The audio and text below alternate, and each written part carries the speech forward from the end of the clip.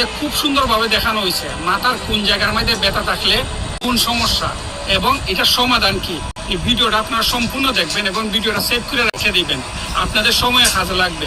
আমার কিন্তু অনেক কাজে লাগছে, আমার 2 দিন ধরে খুবই মাথা ব্যথা, কিন্তু আমি এই ভিডিওটা দেখানো অনুসারে আমি একটা ট্রিটমেন্ট দিছি, আমার অনেক কাজে লাগছে। আশা করি আপনাদের কাজে লাগবে।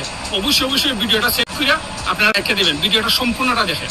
এই জায়গাতে যদি টনটন করে ব্যথা করে তার মানে হচ্ছে অতিরিক্ত মানসিক চাপ বা স্ট্রেসের কারণে পেছনের জায়গাটা ব্যথা করে। সেই সময় এখানে একটু মাসাজ দিলে প্লাস ডিপ ব্রিদিং এক্সারসাইজ করলে আমাদের লাংসে অক্সিজেন ঢুকে যায়, যার কারণে একটু এনার্জেটিক ফিল হয় আর স্ট্রেসটা রিলিফ হয়ে যায় আর অটোমেটিক্যালি ব্যথাটাও কমে আসে। আর মাথার এই মিডিলে পয়েন্টে এগুলোতে যদি ব্যথা করে তাহলে মনে করবেন পানি শূন্যতায় ভুগছে, বেশি বেশি করে পানি পান করতে হবে। আর মাথার একদম সামনে কপালের উপরে এই জায়গাটা ফ্রন্টাল রিজিয়নে এইগুলোতে যদি ব্যথা করে তাহলে মনে করবেন অতিরিক্ত ক্লান্তির কারণে এই জায়গাগুলো ব্যথা করছে। আর না হয় ঘুম খুব কম হয়েছে, ভালোভাবে একটা ঘুম দিতে হবে। আর যদি এই জায়গাগুলোতে চোখের এগুলোতে এই গালের এই জায়গাগুলোতে এগুলো হচ্ছে সবগুলো সাইনাসের এরিয়া, সাইনাসাইটিসের কারণে এই জায়গাগুলোতে ব্যথা করে। সেই সময় গরম পানির একটু ভাপ নিলে 10 মিনিটের জন্য তাহলে সেই ব্যথাগুলো অটোমেটিক্যালি চলে যাবে। আর যদি কোনো একটা সাইডে হয় এদিকে না হয় এদিকে যদি ব্যথা করে তাহলে সেটা কিন্তু মাইগ্রেনের কারণে করছে। সেই সময় ব্রাইট লাইট বা কোনো ব্লু কালারের লাইট, মোবাইল বা ল্যাপটপ থেকে যে লাইটগুলো চোখে পড়ে সেগুলো কিন্তু মাইগ্রেনটাকে বাড়িয়ে দেয়। তাই অন্ধকারে তাকে রেস্ট নিতে হবে। এগুলো করার পরেও যদি মাথা ব্যথা কমে না আসে তাহলে অবশ্যই ডাক্তার দেখাতে হবে, একটা সিটি স্ক্যান করিয়ে নিতে হবে, ভিতরে কোনো সমস্যা আছে কিনা সেটাকে ডায়াগনোস করতে হবে।